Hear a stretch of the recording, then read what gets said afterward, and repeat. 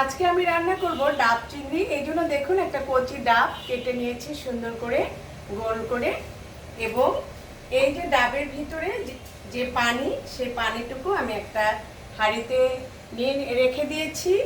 এবং এখানে কিছু চিংড়ি মাছ হলুদ এবং লবণ দিয়ে মেখে রেখেছি। এখানে রেখেছি কাঁচামরিচ এবং কিছু কাঁচা পেঁয়াজ। তবে চলুন রান্নায় চলে যাই। আজকাল আমরা সবাই খুব ব্যস্ত থাকি এবং ব্যস্ততার জন্য আমরা অনেক সময় নিয়ে আসলে আমাদের রান্না হয় না, কিন্তু আমরা সবসময় খুঁজি ঝটপট যে রান্নাটা করা যায় এবং খেতেও খুব স্বাদ লাগে। প্রথমে আমি একটি প্যানে গরম করে নিয়েছি, এখানে সরষের তেল দিয়ে দিয়েছি।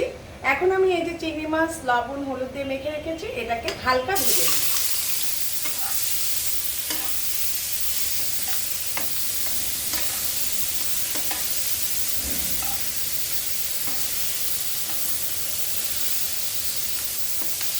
হালকা ভেজে নিতে হবে, বেশি কড়া করে ভাজা হলে এটা আবার ভালো লাগবে না খেতে।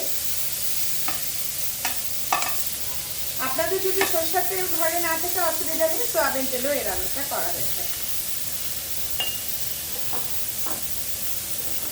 দেখুন দুই পাশে ভাজা হয়ে গেছে। এখন আমি এটা পাত্রে ঢেলে নেব।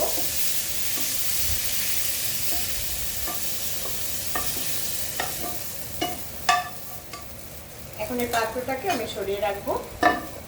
এই যে ডাবের যে আমি কচি ডাবটা যে কেটে রেখেছিলাম, দেখুন আপনারা পিছনে এইভাবে একটু সাইজ করে কেটে নিলে এটা বসবে সুন্দর। এখন এটা আমরা যেহেতু ঢাকা শহরে আমাদের গ্যাসের চুলা, মাটির চুলা করলে খুবই ভালো হয়, সেই জন্য আমরা গ্যাসের চুলা এটাকে ট্রাই করব। একটু জাল কমিয়ে দিব।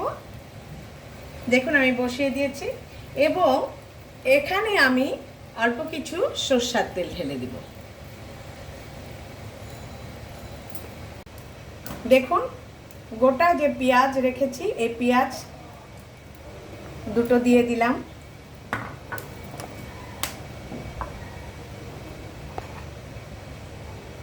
এখন আমি এই যে চিংড়ি মাছগুলো ভেজে রেখেছিলাম, চিংড়ি মাছগুলো দিয়ে দিব।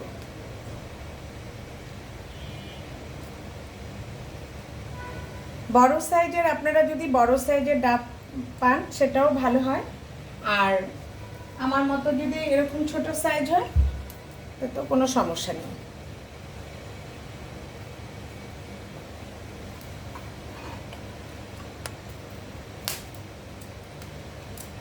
এখন এখানে আমি অল্প কিছু হলুদ দিয়ে দিব, চামচ দিয়ে আপনারা একটু এটাকে একটু ইয়ে করে দিন। এখানে আমি বেশি ইয়ে দিব না, কাঁচামরিচ দেব না, কিছু কাঁচা লঙ্কা এখানে দিয়ে দিব। এটা কিন্তু ডাবের ভিতরে যে শ্বাসটা আছে ওটার মধ্যে দিয়ে এটা একটা জাস্ট সিদ্ধ হবে আর কি। এখন আমি যে পানিটা রেখেছিলাম, এই পানিটাকে অল্প করে এখানে দিয়ে দিব, মাছটা যাতে সিদ্ধ হয় এই জন্য।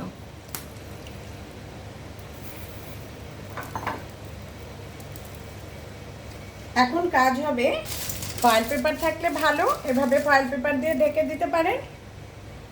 তারপরে একটা মাটির সরা বা মাটির বাটি দিয়ে ঢেকে দিতে